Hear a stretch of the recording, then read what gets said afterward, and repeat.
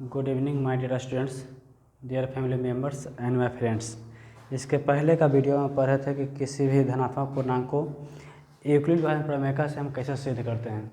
आज हम इसके अगला क्वेश्चन पढ़ेंगे कि यूक्लिड विभाजन प्रमेय का प्रयोग करके दर्शाइए कि किसी धनात्मक पूर्णांक का घन मतलब कि क्यूब 9m + 1 या 9m + 8 के रूप का होता है।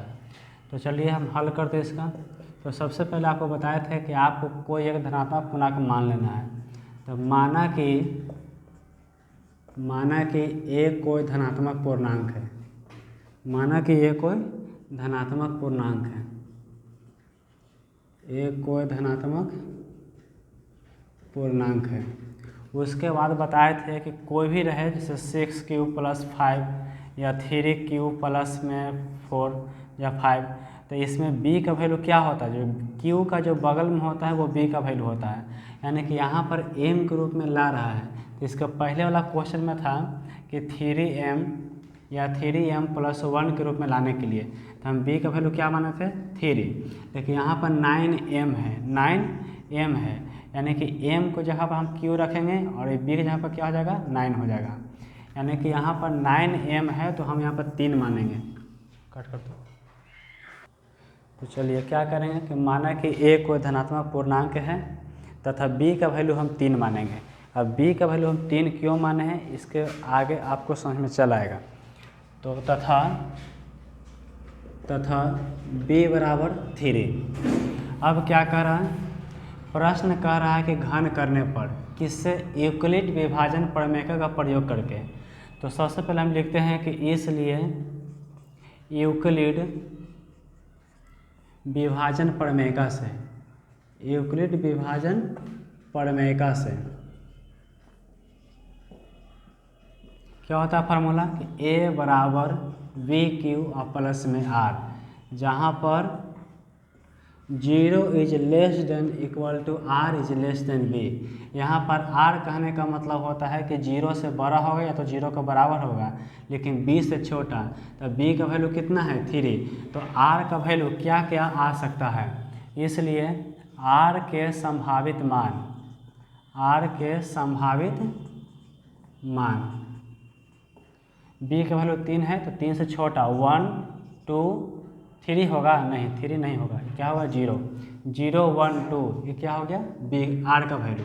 कैसे, तो हम आपको बताए थे कि यहाँ पर जो r का वैल्यू है 0 से बड़ा लेकिन b से छोटा। आप दुनिया में कहीं भी जाइएगा, कोई भी अंक हो, जैसे 3 हो या 4 हो या 5 हो, अगर हम कोई अंक है 9 से भागा देंगे किसी भी अंक में तो शेषफल आने की संभावना क्या होता है, तो हमेशा b से छोटा होता है शेषफल। तो b कितना है 9, तो 9 से छोटा यानी कि 8 से लेकर कहाँ तक 0 तक, 0 से बड़ा और b से छोटा, यानी कि जितना रहेगा b इससे छोटा रहेगा r का वैल्यू। उसके बाद कह रहा है प्रश्न से, सबसे पहले क्या करेंगे कि हम सभी जगह पर जो यूक्लिड विभाजन प्रमेय का है इस पर हम r का वैल्यू रखेंगे। तो जब r = 0 तब a = v/q प्लस में r, तो b का वैल्यू कितना हम माने हैं 3 और q का वैल्यू कितना होगा, q का कुछ नहीं वैल्यू, q का q ही रहेगा, प्लस में r का वैल्यू कितना है 0, यानी कि क्या हो जाएगा 3q। अब क्या करेंगे प्रश्न से, प्रश्न कह रहा था कि घन करने पर, प्रश्न से तो क्या हो जाएगा q करने पर a = 3q के होल क्यूब, ये क्या हो जाएगा 1q और 3q का q। ऐसा कहने का मतलब हुआ कि जो 3 है ये 3 के ही पावर में q है और q के पावर में भी q है, और हम जानते हैं कि किसी भी अंक के पावर में जितना होता है तो उस अंक को उस अंक से उतना ही बार गुना करते हैं, यानी कि 3 को 3 से 3 बार गुना करेंगे तो कितना हो जाएगा 27, और q को 3 बार गुना करेंगे तो क्या हो जाएगा q के पावर q। अब हम इसको ऐसे लिख सकते हैं, 27q के पावर में जो 3 है एक में से 9 को हम कॉमन लेंगे तो क्या बच जाएगा 3q के पावर q बच जाएगा। उसके बाद हम क्या करेंगे 9 हम यहाँ पर m लिखेंगे। अभी m कहाँ से आ गया है, तो हम मान लेते हैं m = 3q के पावर में q, इसका कहने का मतलब हुआ कि जहाँ पर आपका m रहेगा m के जगह पर क्या रखेंगे 3q के पावर में q। तो देखिए फिर वैसा ही हो गया, जब इसको गुना करेंगे तो क्या हो जाएगा 27q के पावर q, यानी कि 9m आ गया। इसी प्रकार आगे जब r का वैल्यू 1 रखेंगे, जब r का वैल्यू 1 रखेंगे तब a बराबर क्या हो जाएगा, तो a बराबर है bq प्लस में r, और b का वैल्यू हम कितना माने हैं 3, और q का q रह जाएगा प्लस में r का वैल्यू अभी इस बार कितना है 1, तो 1 हो गया। अब प्रश्न कर रहा था कि घन करने पर, तो दोनों तरफ हम घन करेंगे aq 3q 1 के पावर में q। अब यहाँ से फार्मूला सेट करें a प्लस b का होल क्यू क्या होता है aq, यानी कि aq मतलब कि 3q के पावर में q प्लस में bq मतलब 1 के पावर में q, और प्लस में 3ab, तो 3 तो वो फार्मूला में ही रहेगा 3a हम किसको माने हैं 3q के, तो 3q और इंटू में b 1 प्लस 3ab इंटू में a प्लस b इंटू में a प्लस b, यानी कि 3q और प्लस में 1, यहाँ पर नहीं हटा है।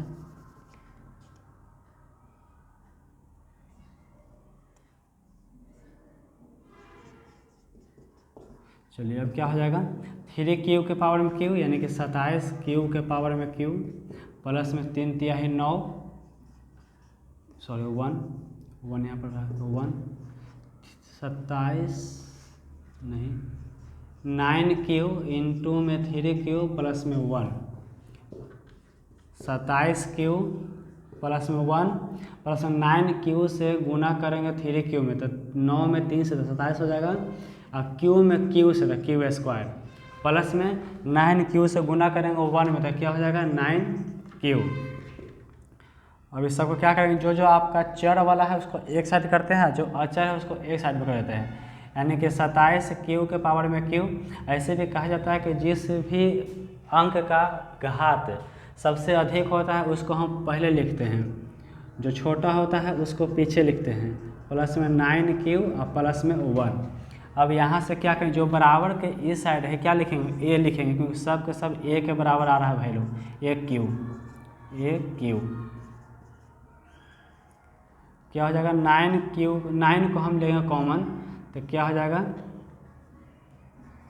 3q के पावर में q 3q स्क्वायर प्लस में q और प्लस में 1, यानी कि इसको हम 9m प्लस 1 लिखेंगे।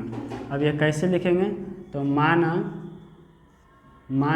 m बराबर 3q के पावर में q 3q स्क्वायर और प्लस में q, ये आपका हम मान लिए हैं। अब थोड़ा सा फिर से समझ लेते हैं क्या होता है जो।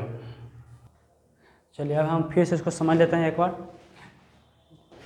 प्रश्न है कि यूक्लिड विभाजन प्रमेय का प्रयोग करके दर्शाइए कि किसी धनात्मक पूर्णांक का घन 9m प्लस 1 या 9m प्लस 8 के रूप का होता है। तो माना कि a कोई धनात्मक पूर्णांक है तथा b बराबर 3, हम क्या कर लिए हैं मान लिए हैं। अब फार्मूला से यूक्लिड विभाजन प्रमेय से, तो यूक्लिड विभाजन प्रमेय का फार्मूला होता है a बराबर बी क्यू प्लस में r, जहाँ पर 0 is less than equal to r is less than b। इसका कहने का मतलब होता है कि जो b है यानी कि भाजक से शेषफल हमेशा छोटा रहेगा, लेकिन 0 से बड़ा होगा या 0 के बराबर होगा। तो जब हम b का मान 3 माने हैं तो शेषफल आने की संभावना क्या क्या हो सकती है 0 1 2। तो जब r बराबर 0 तब a का वैल्यू तब जहाँ पर r रहेगा वहाँ पर 0 रखेंगे। तो यूक्लिड विभाजन प्रमेय का फार्मूला होता है a बराबर बी क्यू प्लस में r। तो a का वैल्यू हमको नहीं पता है, b का वैल्यू हमको पता है, कहाँ से आपको हम माने हैं अभी 3q प्लस में r का वैल्यू कितना है 0। उसके बाद a बराबर 3q, 0 का हो गया खत्म हो गया। फिर प्रश्न क्या कर रहा था घन करने पर, तो जो आपका a का वैल्यू आया है ना, हम इसी को हम प्रश्न के अनुसार घन करेंगे। कहाँ दोनों तरफ हम घन करने पर, घन मतलब कि क्यों कोई बोला कि a का घन क्या होता है, तो a के पावर 3 ये हुआ घन, इसको हम अंग्रेजी में क्यूब कहते हैं। तो a के पावर क्यूब बराबर 3q के पावर क्यूब, ये कहाँ से आ गया, तो यहाँ पर लिखा हुआ a बराबर 3q। अब क्या करेंगे a के पावर q है, मतलब कि a के पावर q हो जाएगा बराबर 3q के पावर में q, यानी कि 3q से गुना करेंगे 3q में 3 बार गुना करेंगे। तो पहले अंक वाला को अंक में 3 से 3 में 9 और 9 तिया 27 और क्यू वाला के क्यू में तो क्यू गुने क्यू गुने क्यू और रहा के क्यू गुने क्यू गुने क्यू। क्यू के पावर क्यू कैसे होता है तो समझिएगा। हम घातांक एवं घातांक जब पढ़े होंगे, अब घातांक एवं घात जब पढ़े होंगे तो उसमें एक नियम था कि x के पावर m गुने x के पावर n बराबर होता है x के power m plus n, x के पावर m प्लस n। ऐसा कहने का मतलब होता है कि जब सबका आधार बराबर हो, सबका आधार बराबर हो और पावर उसके बीच में गुना हो, सबका आधार बराबर हो और उसके बीच में गुना हो, तो एगो के हम आधार को लिखते हैं और उसके पावर में जो भी कुछ रहेगा हम उसको जोड़ देंगे।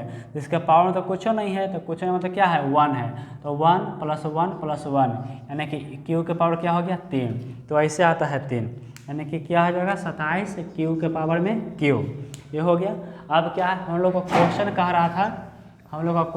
रहा था, कि 9m के रूप में लाना है। तो 9m के रूप में कैसे आएगा तो 27 में से हम 9 को कॉमन ले लेंगे।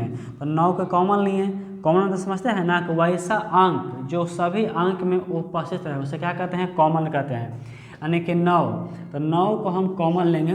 3 को भी हम ले सकते हैं कॉमन, लेकिन नहीं लेंगे। काहे नहीं लेंगे, क्वेश्चन में हमको लाना है 9। तो 9 कैसे आएगा जब 9 को लेंगे कॉमन, यानी कि 9 तो 3 क्यू के पावर में क्यू। 9 को जब हम फिर गुना करेंगे 3 से 9 को फिर से गुना करेंगे 3 से तो क्या हो जाएगा 9 तिया 27 क्यू। ठीक है, यहाँ तक समझ गए। उसके बाद क्या करना है, इसको हम m मान लेंगे। क्या मान लेंगे m, तो क्या हो जाएगा 9m, जहाँ m बराबर 3q के पावर में q। इसी प्रकार जब r का वैल्यू 1 रखेंगे तो a बराबर 3q + 1 हो जाएगा। a बराबर फॉर्मूला होता है bq प्लस में r, तो b का वैल्यू क्या है 3। कहाँ से हम माने हैं इसको 3। उसके बाद q प्लस में r का वैल्यू कितना है 1, तो 1 हो गया। फिर प्रश्न से, अब प्रश्न में क्या कर रहा था घन करने पर, तो दोनों तरफ हम घन करेंगे। तो a के पावर में q बराबर 3q के पावर में q प्लस 3q + 1 का होल क्यू कहने का मतलब होता है, एक होता है क्यूब, एक होता है क्यूब, एक होता है होल क्यूब। ये दोनों में अंतर है। होल क्यूब कहने का मतलब होता है कि पूरा के क्यूब, और क्यूब मतलब खाली एक ही अंक का क्यूब। कोई बोल दे कि 3q के क्यूब, तो 3q के क्यूब खाली ये हो गया, लेकिन 3q + 1 रहेगा, इसका कहेंगे होल क्यूब। इसका क्यूब नहीं कहेंगे, इसका कहेंगे होल क्यूब, मतलब पूरा के क्यूब। तो एक क्यूब बराबर 3q + 1 का होल क्यूब। अब a + b का क्यूब का फॉर्मूला क्या होता है, a³ + b³ + 3ab × a + b। अब यहाँ समझिए एक क्यूब हम इसको a मान लेते हैं और इसको b मान लेते हैं। तो फार्मूला क्या होता है कि a³ प्लस में b³ और प्लस में 3ab इंटू में a + b, ये होता है फार्मूला। तो हम a किसको माने हैं 3q के, तो जहाँ a है वहाँ पर 3q रखेंगे, तो 3q के पावर में क्या हो जाएगा q, 3q के पावर में क्या हो जाएगा q। उसके बाद जहाँ b है, b का वैल्यू कितना है 1 के पावर में क्यूब करेंगे, 1 के पावर में क्यूब करेंगे, प्लस में 3ab, मतलब कि 3 गुने a और गुने b, तो 3 का 3 तो रहेगा पहले से फार्मूला में कह रहा है। उसके बाद a का वैल्यू कितना है 3q, a का वैल्यू कितना है 3q हो गया, गुने b का वैल्यू कितना है 1, तो 1 हो गया, इंटू में a + b, तो a किसको माने हैं 3q को माने हैं और b किसको माने हैं 1 के, तो हो गया 3q + 1। अब इसको गुना करेंगे तो 3q के पावर में q है, मतलब कि 3q को 3q से 3 बार गुना करेंगे, यानी कि 3q को 3q से 3 बार गुना करेंगे, तो 3 तिया है 9 तिया 27, तो 27q हो गया। उसके बाद 1 को हम 1 से 3 बार गुना करेंगे, क्या हो जाएगा 3 नहीं 1, क्या हो जाएगा 1। उसके बाद ये दोनों को गुना करिए, 3 तिया ही 9, क्यू का क्यू रहेगा, 1 को गुना करिए चाहे ना करिए कोई दिक्कत नहीं है। उसके बाद 3q + 1 ये गुना के ही रूप में था, इसको रहने दिए हैं। अब क्या करें 27q के पावर में q प्लस में 1, अब इसको तोड़ दीजिए।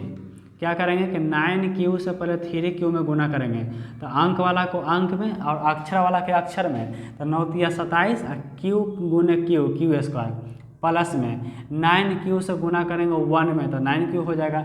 अगर यहाँ पर आता माइनस तो माइनस में 9q हो जाता है। अब क्या है हम सीधा कर देते हैं, जिस जिस चर का सबसे अधिक घात है उसको हम पहले लिखते हैं। तो सबसे ज़्यादा घात किसका है? 3 का, उसके बाद 2 का, उसके बाद 1 का, यानी कि 27Q plus 27Q square plus में 9Q और 1 को हम पीछे रख देते हैं। अब क्या था, प्रश्न कह रहा था कि 9m + 1 के रूप में लाना है। तो देखिए यहाँ से लेकर के यहाँ तक में सभी में 9 है जो कॉमन है, यानी कि 9 है जो क्या है, उभयनिष्ठ है। तो 9 को जब हम कॉमन लेंगे तो क्या बचेगा, 3Q के पावर में Q प्लस में 3Q स्क्वायर प्लस में Q, ये Q है। अब कैसे होगा, जब इसको फिर से गुना करिएगा ना तो आपको ऐसा ही आ जाएगा। अब प्लस में यहाँ पर क्या है 1, प्लस में क्या है 1 को 1 रह गया, यानी कि पूरा को यहाँ से लेके यहाँ तक हम m मान लिए। क्या मान लिए हैं? m। तो क्या हो गया 9i × m, m का मतलब क्या, 3Q के पावर में Q प्लस 3Q स्क्वायर और प्लस में Q, ये हो गया m का मतलब 9m + 1। अब कह रहा है 9m + 8 भी लाना है। तो क्या करेंगे कि शेषफल एक और बच गया है, इसके आगे क्या करेंगे, तो जब r का वैल्यू 2, जब r का वैल्यू 2 तब a बराबर क्या हो जाएगा, 3Q और प्लस में 2। अब क्या था, दोनों तरफ घन करने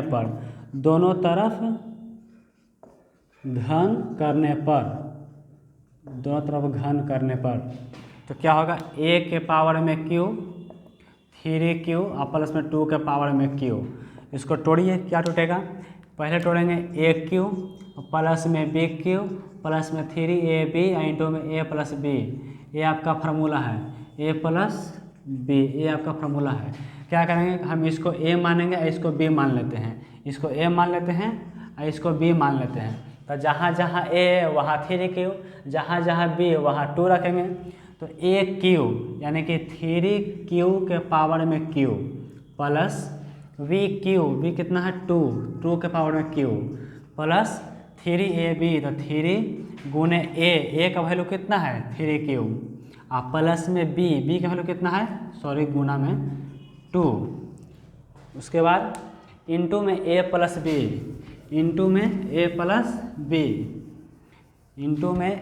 B, यानी कि 3Q और प्लस में 2। अब इसको गुना करिए तो ये हो जाएगा 27Q के पावर में Q, ये हो जाएगा 8, 3 × 9 और 2 = 18Q और प्लस में 3Q प्लस में 2। आराम से एक एक अंक करके तोड़िएगा, जहाँ शॉर्टकट करिएगा आपको दिक्कत हो जाएगा।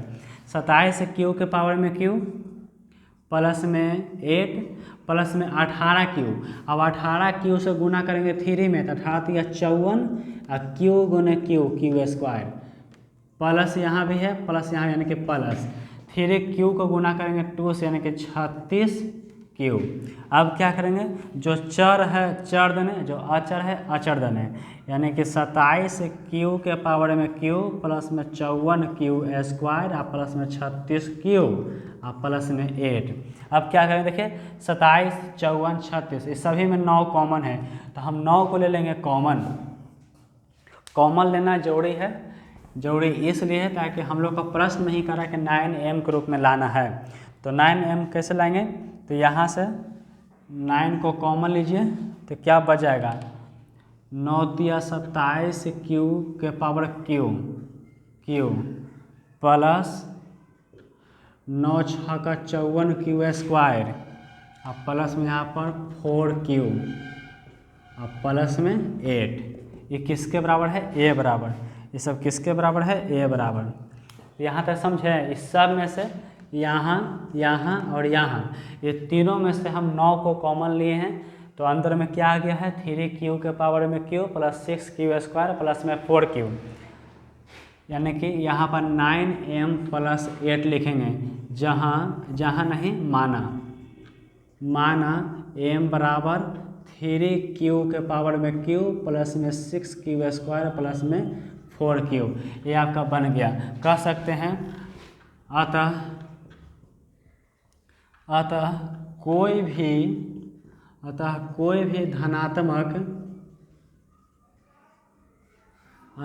भी धनात्मक पूर्णांक